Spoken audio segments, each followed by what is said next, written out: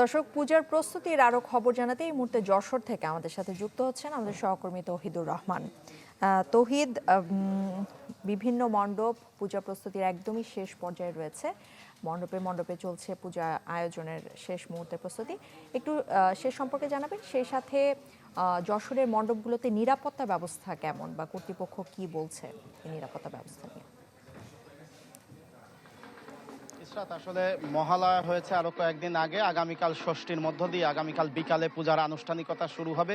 উৎসবের যে মূল অংশটা সেটা আগামীকাল থেকে অনুষ্ঠিত হবে এবং সেই যশোরে এবার 652টি মণ্ডপ স্থাপন হয়েছে, মন্দির এবং মণ্ডপ মিলিয়ে 652টি, যেটা গত বছরের থেকে কিন্তু 80টি কম।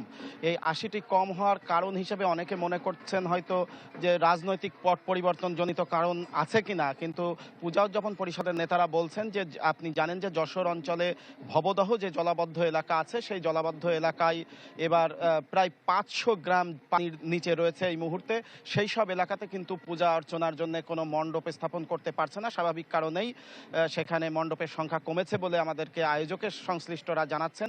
একই সাথে নিরাপত্তা নিয়ে খুব বেশি আশঙ্কা এখানে দেখা যাচ্ছে না। এই কারণেই 5 আগস্টের পট পরিবর্তনের পর এখানে কিন্তু অন্যান্য জেলার তুলনায় খুবই ভালো পরিস্থিতি বিরাজ করেছে। সেই কারণে সংখ্যাটা অনেকটা কম। তারপরেও নিরাপত্তার প্রস্তুতি কিন্তু জোরদার আছে এবং আইন শৃঙ্খলা বাহিনীর উপর শুধু ভরসা করে না থেকেই পূজা আয়োজক কমিটি কিন্তু যশোরে বর্তমানে যারা রাজনৈতিক ক্ষমতায়নের ভিত্তিতে বলা যায় অগ্রভাগে, রাজনীতির অগ্রভাগে রয়েছে, সেই সমস্ত রাজনৈতিক দলের সাথে আলোচনা, বিভিন্ন পেশাজীবী সংগঠন, সামাজিক সাংস্কৃতিক সংগঠনের সাথেও তারা আলোচনা করে মণ্ডপ কেন্দ্রিক একটি নিরাপত্তা কমিটি করেছে, যারা সারা দিন 24 ঘন্টায় সক্রিয় থাকবে এবং এর পাশাপাশি পূজা যে একটি সম্প্রীতির মিলন মেলা সেটা জানানোর জন্য আজকে কিন্তু সব শ্রেণী পেশা ধর্মবর্ণের মানুষ নিয়ে আজ বিকালেই কিন্তু যশোরে সম্প্রীতির র্যালি অনুষ্ঠিত হয়েছে, যেখানে আমরা দেখেছি জামাতে ইসলাম, বিএনপি সহ বামপন্থী দলগুলোও অংশ নিয়েছে। ইসরাত। তৌহিদুর রহমান, ধন্যবাদ আপনাকে। রংপুর থেকে এই মুহূর্তে আমাদের সাথে যুক্ত হচ্ছেন ফখরুল শাহীন। ফখরুল, আপনার কাছে জানতে চাই যে রাজনৈতিক পট পরিবর্তনের কিছুদিন পরই পূজা উদযাপন শুরু হয়েছে, সেক্ষেত্রে আসলে হিন্দু ধর্মাবলম্বী যারা আছেন তারা এই ব্যাপারটাকে কিভাবে দেখছেন, সেই সাথে আরেকটা ব্যাপার জানাবেন যে হিন্দু ধর্মাবলম্বীরা তারা পূজা আয়োজন ঘিরে নিরাপত্তা ব্যবস্থা নিয়ে কতটা আশ্বস্ত।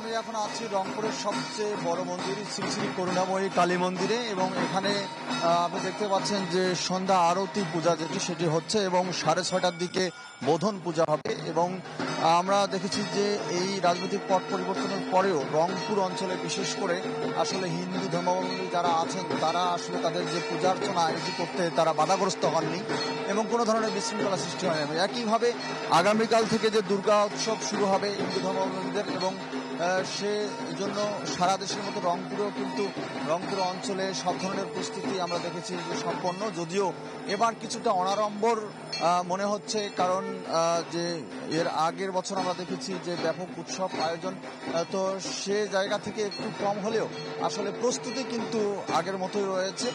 যদিও এবার মন্দিরের সংখ্যা 2-1টি কমেছে। এবার পুরো রংপুর জেলাতে 835টি পূজা মণ্ডপে এই দুর্গা পূজা উদযাপন হবে।